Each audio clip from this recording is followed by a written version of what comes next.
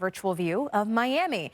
It's nothing less than what you'd expect in parts of Florida right now. We're still in rainy season and we're kicking off the week with heavy rain and even a few thunderstorms on repeat. Yes, it's still the rainy season, but at some point you get a little tired of the same pattern, right? Especially if you're trying to enjoy some time outdoors. Now, it really stands out where we've had the focus of the moisture for the past 7 days, and that is right over areas where our stationary boundary has been.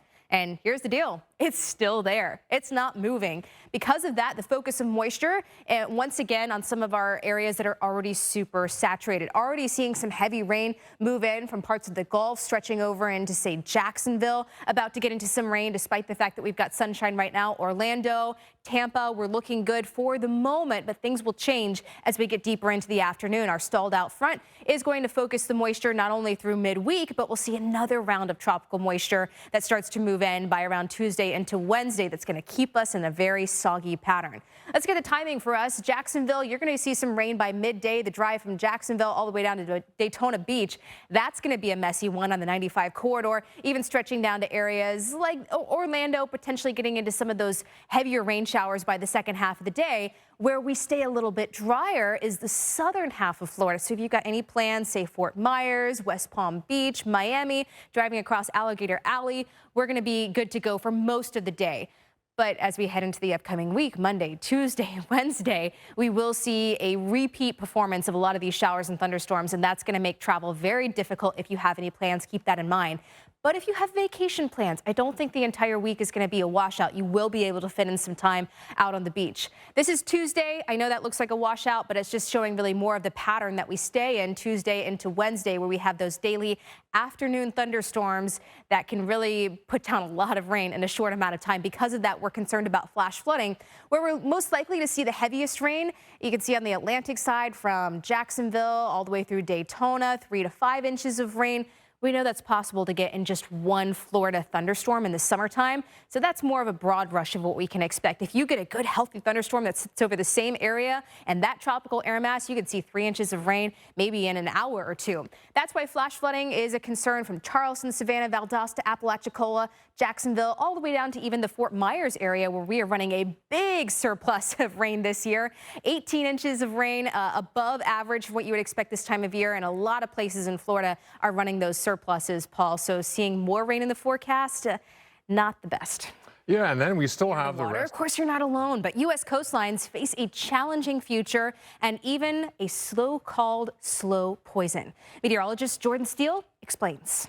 The upcoming ski season, and of course, we've got the fall season. I'm more of a fall gal. I know that you're all about getting the skis on. And what a great name to be to work for a ski resort, Max Winter. I did a double take when I read it because I was like, did they give me the right name? It's not just his TV, that's his real name.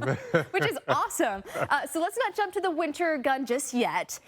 There's still a lot left to fall, including all the colors, which are just now starting to change. They set the bar. I've never been in the fall. I've never been in the fall, but I do love the Rockies in the fall. That's the top of the list for me. They have these things called airplanes. I just haven't gotten the timing down yet. And they fly. There's still a lot more to come on Weekend Recharge. Now we'll be right back. Fly. For the peak of hurricane season, which happens around September 10th. And when you look at the Atlantic Basin, it certainly looks like it, right? We have not one, not two, but 3 areas in the Atlantic Basin and 1 in the East Pacific that we are watching. But let's start with the one that's closest to home, and that is Invest 91L. It also has the highest chance of development right now, 80% chance over the next 2 days as it moves to the north. And notice, as it hugs the coast of Mexico, it's eventually going to hug the coast of Texas as well, and that could bring some very heavy rain. Now, we look at each one of these models, each one of these lines, and exactly where this ends up. It's a pretty good agreement in the short term, but then we get to the mid part of the week and you see more of a spread of exactly where this ends up. If it's more towards Houston, of course, that means more rain in Texas. If it's more towards New Orleans, that's more rain in Louisiana. Still some details to work out, but we know that very heavy rain is on the forecast for some areas that are already super saturated. Because this has now been designated an Invest by the National Hurricane Center, there are several hurricane hunter flights planned today, extending all the way through very early tomorrow morning. That's going to get some really really good data on exactly what's going on in that storm. That's then it's fed into the models, and that just makes the forecast better. So we always appreciate the hurricane hunters and the hard work that they do. We also have Invest 92L, just to give you a frame of reference. These are the Lesser Antilles. So we're talking pretty much in the middle of the main development region, the MDR, as you'll hear meteorologists call it. 7-day development area takes it just to the north of the Lesser Antilles. Plenty of time to watch this one. Interest in Puerto Rico, though. Keep a close eye. The U.S., British Virgin Islands, keep a close eye on it as well. And then we go back closer to the coast of Africa, where we've got a 50% chance of development. But look at this development area, the 7-day development area. This takes it a little bit farther to the north than the one that we were just talking about, Invest 92L. So, Paul, a lot to watch out there. And the good news with the ones in the main development region is that we have got plenty of time to watch them.